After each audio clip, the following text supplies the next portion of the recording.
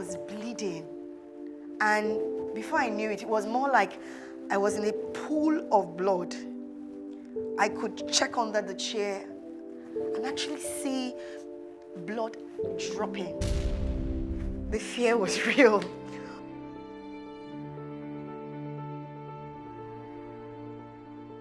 After we got married, it didn't take so long. I got pregnant. There was a lot of changes in my body. I was spitting, and of course I couldn't eat a lot of food, especially during the first trimester. I remembered one day we would go for service in church during the week, and once my husband gets back, we would go. But this particular day, I'd actually been working all through the day, and I just felt I needed to get myself busy. When we got on our way, I felt a little bit of pressure under my tummy, and I wasn't sure what it was. I just felt I must have stressed myself, and that must be it. We got to church, and there was no space for my husband to sit beside me, so he was ushered somewhere else to sit. And just as I sat down, just not so long away from that, I just noticed someone sitting beside me. There's a lady sitting beside me that she tapped me and said, "You're bleeding." I didn't understand what she meant, but when I looked under the chair, I noticed that I wasn't spotting. Now, of course, there was a fear in me immediately. That is, growing up, of course, we've watched movies, had people tell us about how they lost their pregnancy. And it started with just spotting, and then with time, they tell you that they've lost the pregnancy. So there was this immediate fear that came into me. I was not just spotting, I was bleeding. And before I knew it, it was more like I was in a pool of blood.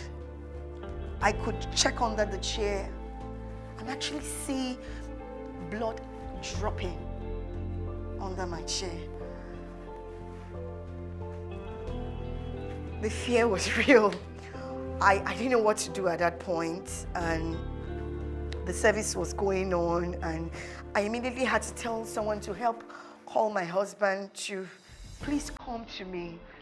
And I remember that he came, and he didn't know what to do, of course, and we had to call someone to pray with me. After I couldn't stand up, of course, throughout the service. I couldn't stand up. I would stay there. I remember that the lady went outside and brought something. Immediately she brought out something from her bag first. I think it was tissue to wipe the floor. And there and then, all I could do was just close my eyes and pray for myself, and most importantly, that I would not lose the pregnancy.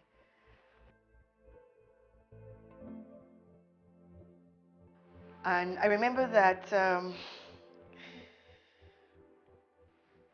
I had to wait till the end of service before I could stand up because I was all soaked. So after everybody had left church that day, the lady eventually left, and then I was there with my husband.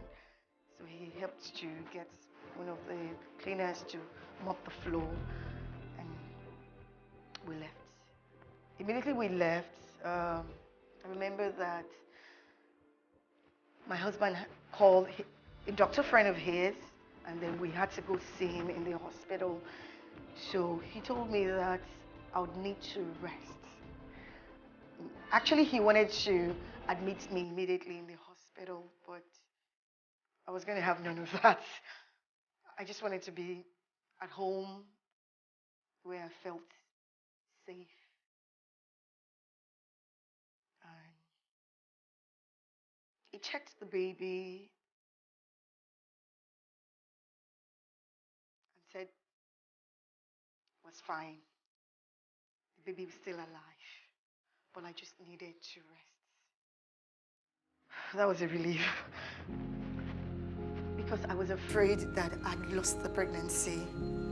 When it was time for me to put to bed, I remember that I went to the hospital. I wasn't really feeling, you know all those movies we watch when it looks like, no, I didn't have that feeling. I was still feeling good. I went to the hospital and my husband went with me and I was admitted and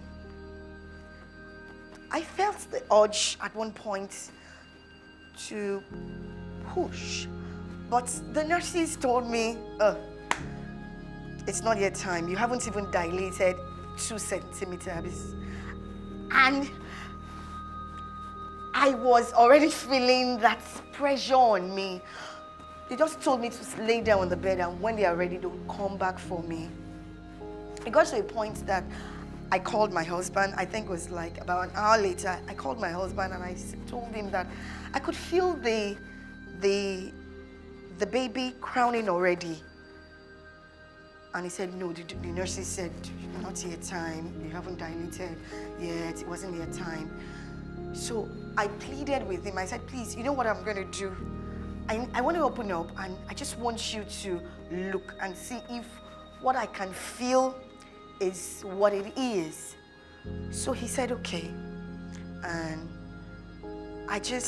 before then, the nurses told me to just close up my legs and not open it. So I just begged him and said, please, I just want to open up a little. I want you to just check to be sure that what I'm feeling is what it is or not, so I could rest. So he said, okay. And immediately I opened up. He actually saw the head of the baby out already. And he quickly left me and ran out shouting, nurse, nurse, the head of the baby is out. And nobody was coming, so he ran back. Just as he ran back, he was right in front of me. I was laying down on the bed and my legs were open. Just as he came back and I opened my leg, the baby came out. Like with a force. Boom. And thank God at that moment, he was there. He caught the baby with his hands. That was a breaking moment for me because I thought, what would have happened if my husband wasn't there at that moment? He caught the baby with the blood and everything with his hands. And shortly after that, the nurses came and collected the baby from him and, accused me, told me that they told me not to open my legs and all that. I was just glad that my baby was alive. For my second child, well, it was a bit easier. I had a little bit of experience with the first one, so I knew what to do and what not to do. However, when it came to the time to actually give birth,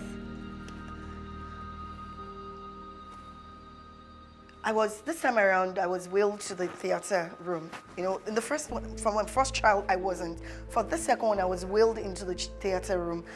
And the nurse told me to push. I didn't know how to. Because for my first child, I didn't push. The baby came out by itself. So when she said push, what came to my head was the movies we watch where the woman screams before the baby comes out. So that's what I did. I screamed. And then the woman asked me and said, I thought you said this is not your first child. And I said, yes, it isn't. What about, why, how did you give birth to your first child? Was it CS? I said, no. So how did you? I said, the baby just came out. And then she said, you would have to push. And then she taught me what to do. And I remembered some of the lessons we had during our antenatal classes. So, breathe in, and then I pushed. The first time, and then she told me, yes, I could see the head of the baby. And then the second time, yeah, she said, the baby's gone, just one more push. And then I did the third time, and the baby came out. Of course, it was a different experience from the first one into this one. I could feel, I think there was a bit of a tear with this one, and I think she weighed a little more than the boy, so she came out, and then the baby. For my first child, I had, when I left the hospital with him, immediately I had this motherly love. It flowed, except for where I had troubles with my nipples and all that. But with him, as a first child, the love was there. Yes, I had to wake up in the middle of the night to feed him. But I had my husband also available. When I had my second child, that was when I had the experience of the postpartum depression. And when I left the hospital with her and we went home, I didn't have, unlike the motherly love immediately that I had with my son, I didn't have it with her. It was difficult breastfeeding. I remember that sometimes when her sleeping pattern changed and she would wake up in the middle of the night and she needed to be breastfed, I would just, when my husband would wake me up to feed her because she's crying, I would just look at her and be fed up. I didn't want to carry her, no, feed her. I was just, there was a distance. I didn't feel that connection with her.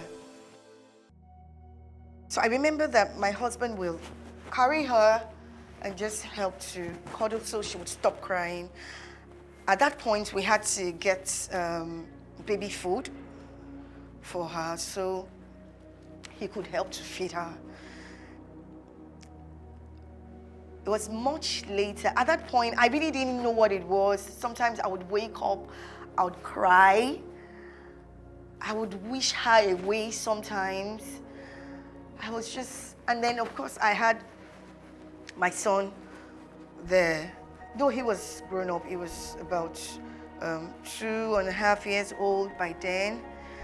But I was just fed up. I didn't want to carry her. I didn't want to feed her. And if I did, I would just do it grudgingly. It took my mom, when she came, I told her about it.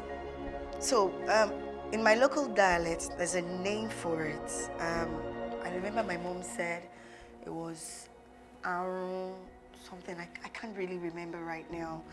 And I'm grateful for her. I'm grateful to have had her during that moment when I was experiencing all of this. It was a really, really trying moment for me, but I'm happy that she was there with me when I eventually came out of it.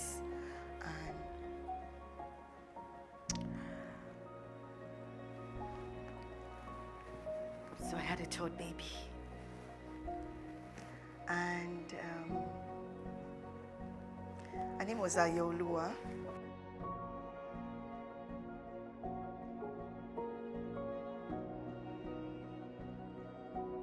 She's the sweetest of all babies.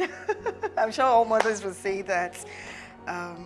Like the other two, having her, this time around, of course, I pushed just like the first one, but I'd learned how to do my breathing exercises, how to breathe in, count, and hold, and all that. So it was, the whole process of it was easier. I didn't have to stay in the hospital more than 2 days. I was discharged and I went home. 5 months into having her, I had from my office, I was given 3 months stay home to take care of her. And then after that, I resumed work. For her, it was a beautiful experience. She was a very loving, quiet baby that would not complain of anything. So I didn't have the experience I had with my first child. I didn't have the postpartum experience. I immediately took to her. When she was 5 months, she started losing weight, and I guess it was, what I was told was that she was teething. So my mom recommended what to take and all that. So we'd buy the drugs and then give her. But at the point I realized it wasn't, she was too lean, she was trained up, and she was getting leaner. So I took her to a nurse, and the nurse said, oh, she was teething and all that, and this to get for her, which I did. It was just like every other child. My first child also went through the same. My second child also went through the same. So I would administer the drugs and it should be fine. Just after her 5th month,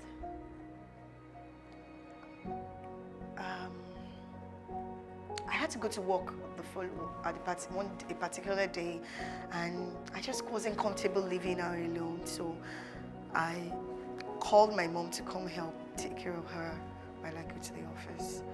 And then so I went and I came. And when I came back that evening, I didn't feel comfortable the way she was breathing. So I told my husband that I wouldn't need to take her to the hospital the following day. So I called the office to tell them I won't be coming in the following day because I like to take my baby to the hospital. Sometime in the middle of that night, I woke up and I looked at her, and she looked very strange. She looked to me very strange.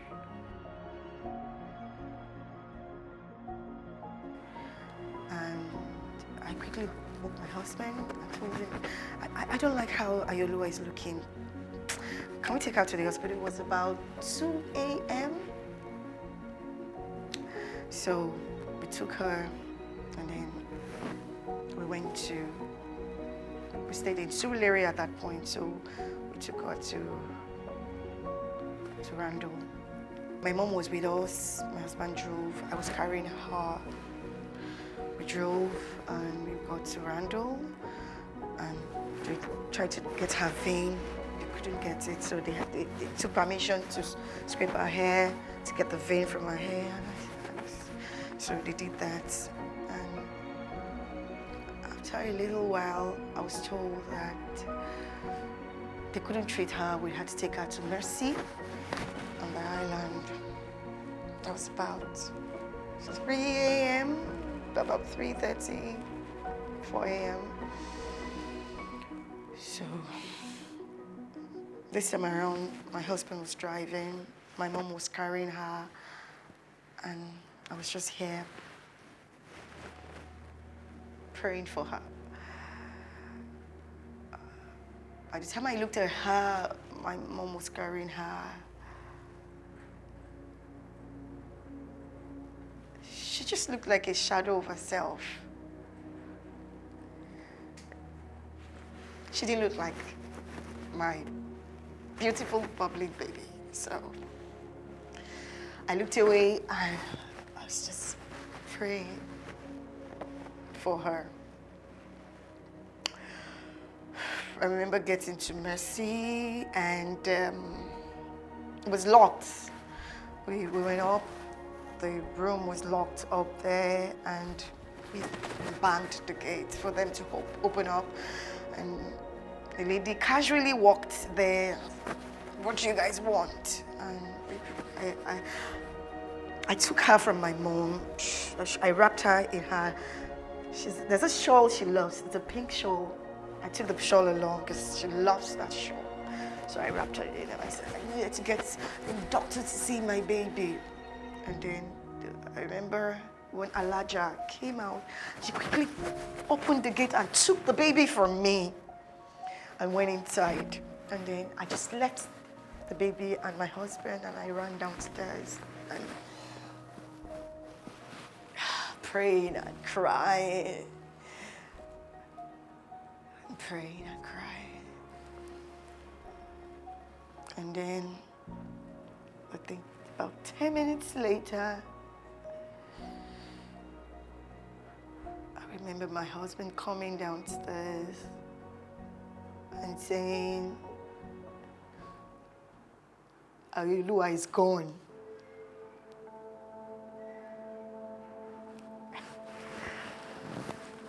And he said, Ayolua is gone.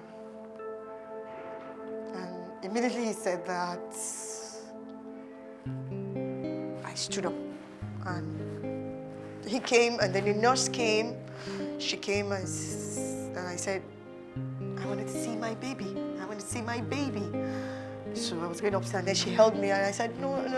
I just want to see her. So she said, okay. So she held me and she took me upstairs. And there she was on the bed. Now she was looking rested.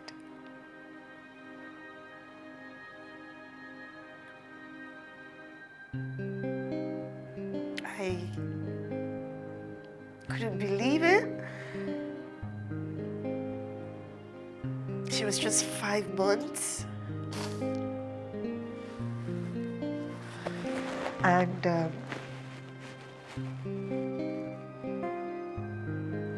I held her.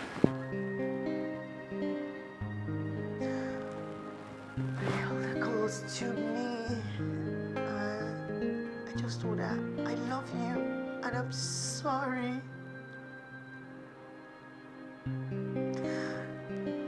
I'm sorry. I'm sorry. I'm sorry. So,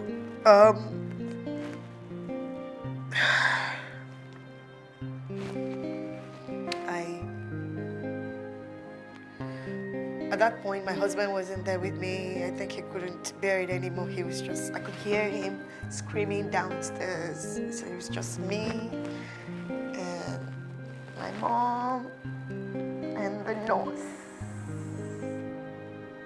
So I wrapped her with the pink shawl. I told her good night, baby. I love you. And I instructed them to bury her with the shawl because it was her favorite shawl.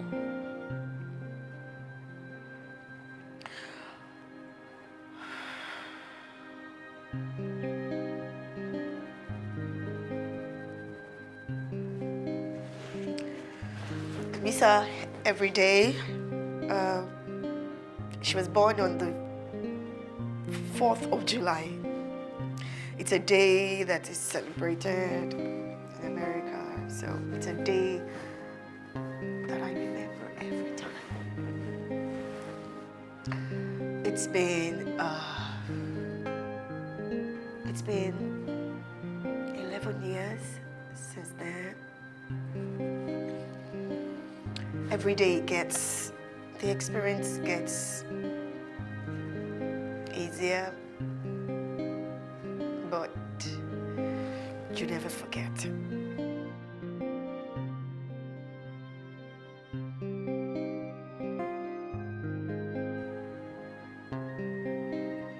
Her siblings, we celebrate her every 4th of July. Yes, we do. Every year we celebrate her. It's been tough every year, but we've lived through it.